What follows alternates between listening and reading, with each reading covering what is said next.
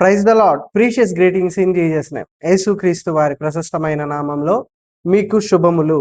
ఈ ఉదయమున అత్యంత విలువైన దేవుని మాటలతో ఈ రోజుని ప్రారంభించుకుందాం.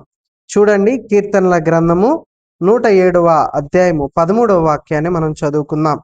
కష్టకాలమందు వారు యెహోవాకు మొరపెట్టిరి, ఆయన వారి ఆపదల నుండి వారిని విడిపించెను. పిల్లరా, కష్టకాలంలో మనం ఉండినప్పుడు ఎవరైనా సహాయము చేయదగిన నమ్మదగిన వారు ఉన్నారు అంటే దేవుడు ఒక్కడేనండి. ఎవరి చేత సహాయం చేస్తాడు? మనుషులే కదా చేసేది. అంటే ఆ మనుషుల యొక్క హృదయాన్ని ప్రేరణ చేయాలి కదా. అలా ఆ మనుషుల హృదయాన్ని ప్రేరణ చేస్తాడు.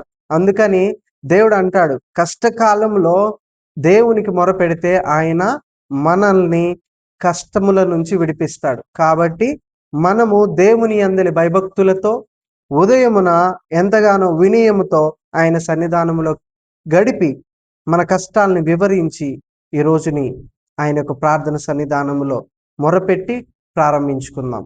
ఆమేన్.